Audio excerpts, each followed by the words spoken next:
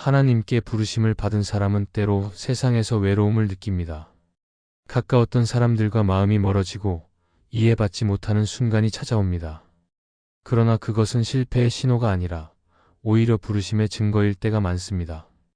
하나님은 택한 자를 분리시키심으로 그를 새롭게 세우십니다. 사람의 인정에서 벗어나 하나님의 시선으로 살게 하시고 인간의 기대가 아니라 하나님의 뜻 안에서 자신을 다시 보게 하십니다. 하나님은 때로 우리를 외로움의 길로 인도하십니다. 그 길은 고통스러워 보이지만 그 안에는 깊은 의미가 담겨 있습니다. 하나님은 우리가 의지하던 관계를 잠시 멀어지게 하셔서 진정으로 의지해야 할 분이 누구인지 깨닫게 하십니다. 사람과의 거리감이 커질수록 하나님과의 거리는 가까워질 수 있습니다. 이 설교는 하나님이 택한 자가 왜 때로 외로워지고 이해받지 못하는 길을 걷게 되는지를 다룹니다.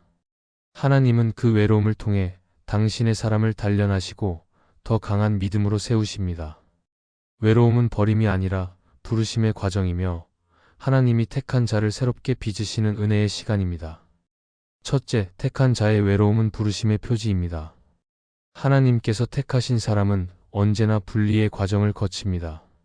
처음에는 이유를 알 수 없는 거리감과 고립감이 찾아옵니다. 함께 웃던 사람들과의 대화가 어색해지고 마음이 더 이상 같은 곳을 향하지 않게 됩니다. 그러나 그 외로움은 버림이 아니라 부르심의 징표입니다. 하나님은 그 사람을 따로 세우기 위해 세상의 소리와 관계에서 잠시 분리시키십니다. 이때의 외로움은 하나님의 손에 의해 만들어진 거룩한 공간입니다. 성경 속 요셉도 그랬습니다. 그는 형제들 가운데 있었지만 이해받지 못하는 사람이었습니다. 하나님은 그의 꿈을 이루시기 위해 가족과 떨어지게 하셨습니다. 처음엔 배신과 고통이었지만 결국 그 외로움의 시간 속에서 하나님은 요셉을 단련시키셨습니다. 외로움이 없었다면 요셉은 하나님을 그렇게 깊이 신뢰하는 사람으로 자라지 못했을 것입니다. 하나님은 당신의 사람을 세우기 전에 먼저 세상으로부터 떼어내십니다. 우리의 삶에도 그런 시간이 있습니다. 믿음을 지키려 할수록 주변의 사람들에게서 이해받지 못하고 멀어질 때가 있습니다. 그러나 그것이 바로 하나님이 부르셨다는 증거입니다. 하나님은 우리를 외로움 속에 두시면서 우리의 시선을 세상에서 하나님께로 옮기게 하십니다. 그때 우리는 비로소 사람의 위로가 아닌 하나님의 음성에 귀 기울이게 됩니다. 택한 자의 외로움은 하나님의 계획 속에 있는 거룩한 과정입니다. 하나님은 외로움을 통해 마음을 다듬고 믿음을 깊게 뿌리내리게 하십니다.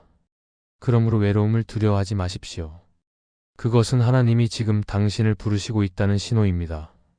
세상이 멀어질수록 하나님은 가까워지십니다. 하나님은 그 외로움의 시간 속에서 당신을 새롭게 세우고 계십니다.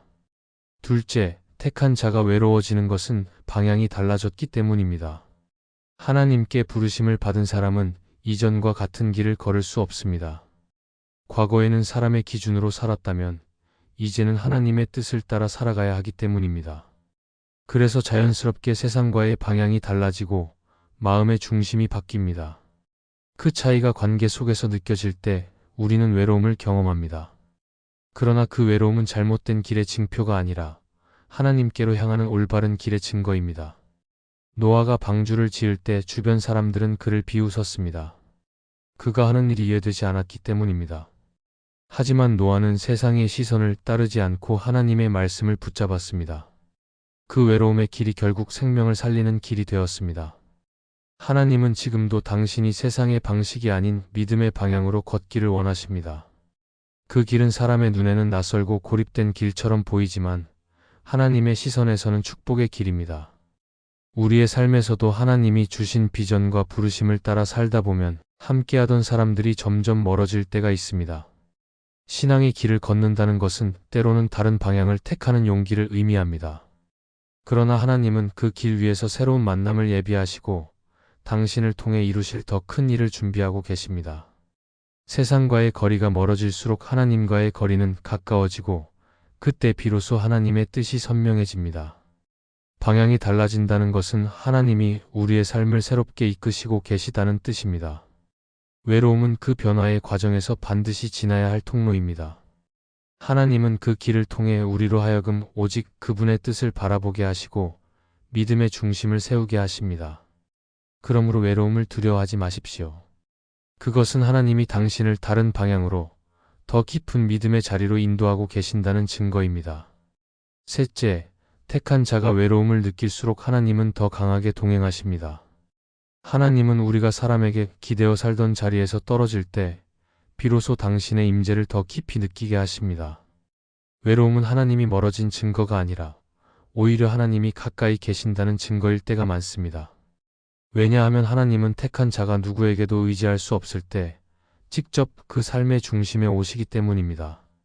사람의 손이 닿지 않는 곳에서 하나님의 손길이 드러나고 아무도 대신해 줄 수 없는 순간에 하나님의 위로가 임합니다. 엘리야가 광야로 도망쳤을 때가 바로 그런 시간이었습니다. 그는 세상에서 가장 외로웠습니다. 아무도 자신을 이해해 주지 않고 오히려 죽음의 위협이 그를 따라왔습니다. 그러나 바로 그 외로움 속에서 하나님은 엘리야를 찾아오셨습니다. 세미한 음성으로 그를 위로하시고 다시 일어나게 하셨습니다. 외로움의 자리가 곧 하나님의 임재의 자리였던 것입니다. 우리의 삶에서도 그와 같은 때가 있습니다. 아무리 노력해도 마음을 나눌 사람이 없고 이해받지 못한다 느껴질 때가 있습니다. 하지만 그때 하나님은 우리를 가장 깊은 관계로 이끄십니다. 사람의 말이 아닌 하나님의 말씀으로 위로받고 사람의 손이 아닌 하나님의 손으로 붙들리는 은혜를 경험하게 됩니다. 그래서 믿음의 사람은 외로울수록 더 강해집니다. 하나님과의 동행이 실제가 되기 때문입니다. 외로움은 하나님의 부재가 아니라 하나님의 동행을 배워가는 시간입니다. 하나님은 그 침묵과 고독 속에서 우리의 마음을 다듬고 믿음을 순결하게 세우십니다. 그러므로 외로움은 저주가 아니라 축복이며 하나님의 임재가 더 가까워지는 신비한 통로입니다. 외로움을 느낄수록 하나님은 더 깊이 당신을 안으시고 그분의 뜻 안에서 새로운 길을 보여주십니다. 이 말씀이 마음의 은혜가 되셨다면 좋아요와 구독으로 함께 해주시기 바랍니다. 또한 댓글에 아멘이라고 남겨주시면 이 말씀이 더 많은 사람들에게 전해질 것입니다. 여러분의 삶에 하나님의 평안과 축복이 늘 가득하시기를 바랍니다. 감사합니다.